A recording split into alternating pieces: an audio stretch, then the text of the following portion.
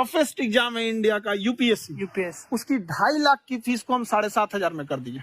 और सेम बहुत बढ़िया, वेरी गुड। और इंडिया के सबसे बेस्ट टीचर के साथ जो भी है वो अपने सब्जेक्ट में उससे बेस्ट इंडिया में कोई नहीं। और इतना के बावजूद ऐसे हम लोग को लगता होगा 7,500 बहुत कम है। एक लड़की ने कहा कि सर शाम वाले बैच को ना मॉर्निंग में कर दीजिए। हम कहे बाबू तो इतना सबके इंडिविजुअल से तो बैच ट्रांसफर नहीं है, क्या प्रॉब्लम है? उसने कहा ना शाम में हमको दूसरे के यहाँ बर्तन मांजने जाना होता है। तो हम लोग को लगता है कि जितना ये तकलीफ है इससे कई गुना जाते हैं। और कई बार तो ऐसा लगता है कि वो भी ना ले। एक लड़का बेचारा नदी से बालू निकालता था और वो बालू को भरता था, फिर नाव बालू को किनारे लेके बेचती थी और वो बालू भरता था, उससे मेरी फीस ले आया। हमारा हाथ कांप गया, हम कैसे फीस ले लेंगे यहाँ पर? बहुत बढ़िया। उसी दिन हमने ये प्रण लिया था कि भारत का कोई भी बच्चा उसके सफलता में पैसा उसकी बाधा नहीं बनेगी, चाहे उसको जितना भी पढ़ना रहे।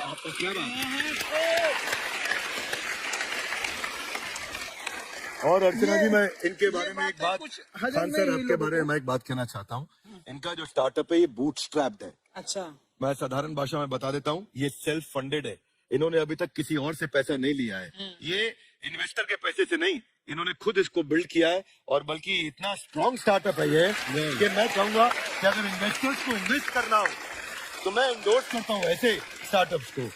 यही सब चीजों को देखते हुए कई लोगों ने धमकी भी दिया था वहां पर। अच्छा। और उसके बाद बम चला दिए और 7-8 बम चला दिए और कुछ ब्लास्ट हुआ। एक बेचारा नया लड़का आया था एडमिशन लेने के लिए, उसकी स्कूटी उड़ा दिया। तो पढ़ने आए थे, हमारा स्कूटी हमारी ऑफिस उड़ा दिए सब। एक तो पास में आके गिरा और नहीं फटा।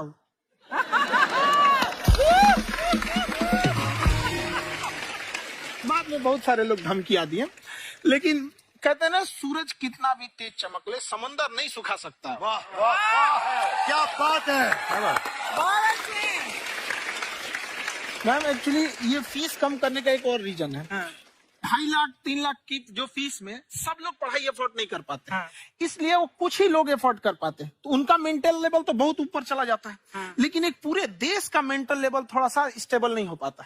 तो जब फीस कम रहेगी तो हर वो लड़का तैयारी करने के लिए आगे आएगा जिसका सपना है देश के लिए कुछ करने का। सीटें लिमिटेड हैं, उन्हें को मिलेगी, लेकिन जिन्हें नहीं मिलेगी उसे मिलेगा देश का एक जिम्मेदार नागरिक। तो इस देश को बदलना हम लोग विश्व गुरु कहे जाते थे। क्यों? क्योंकि दुनिया से लोग हमारे यहाँ पढ़ने आए थे। चाइना से वैनसांग आया, फायान आया, आज कोई नहीं आता है। हम लोग का उद्देश्य एक समय आएगा जो फिर आएंगे यहाँ पढ़ने के लिए। क्या बात है। पर आप देखो शहरी सबसे ज्यादा IPS IAS बिहार से निकलते हैं। आप देखो पढ़ाई लिखाई में पॉलिटिशियन बहुत बड़े बड़े निकले हैं। तो ऐसा नहीं है, ऑप्शन भी नहीं है वहाँ पे, इंडस्ट्री नहीं है, खेती करेगा तो कोई खास वो नहीं रहे, ऑप्शन भी नहीं है। सही बात है। बिहार की मिट्टी में एक चीज है, जिद तो बहुत जबरदस्त है। कुछ भी नहीं रहेगा तो सब कुछ पाने का उसको जिद रहेगा, करके भी दिखा देगा वहाँ पे। विवेक सर, आपके बारे में हमने सुना एक बार आप संन्यास लेने चले गए थे।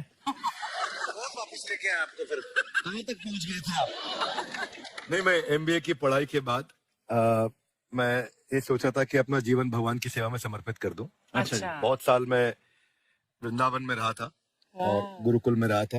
अच्छा। और वहाँ सेवा करना, बहुत अच्छी शिक्षा मिली।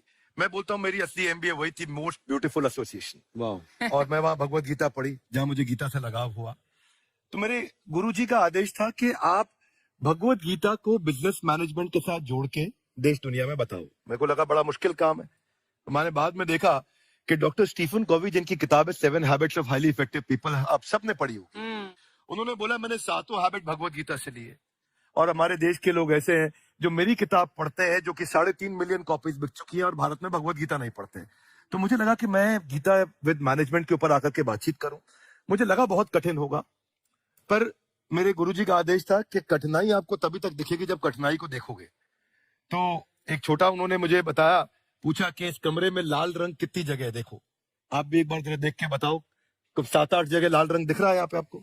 1 है, 2 वो लाल रंग टी शर्ट पे, 3 4 5 ये लाल हो गया, 6 उधर लाल हो गया, 7 एप्पल लाल, बिल्कुल ठीक 7। पर जब आप लाल रंग ढूंढ रहे थे तो क्या आपको हरा रंग दिख रहा था? Yes no? नहीं। जब आप लाल रंग ढूंढ रहे थे तो क्या आपको काला रंग दिख रहा था? Yes no? नहीं। नो। जिंदगी भी ऐसी है, जो ढूंढोगे वही मिलेगा, बाकी कुछ नहीं मिलेगा। तो उन्होंने कहा कि आप इसी सोल्यूशन पे फोकस करो और गीता के मैसेज को पहुंचाओ। तो मैं बिजनेस मैनेजमेंट के प्रोग्राम्स कॉर्पोरेट्स में करने शुरू किए, क्योंकि गीता पहला मोटिवेशनल सेमिनार जो पृथ्वी के इतिहास में कपिल जी हुआ, वो कृष्ण ने दिया था। पहले मोटिवेशनल स्पीकर इस पृथ्वी के इतिहास की कृष्ण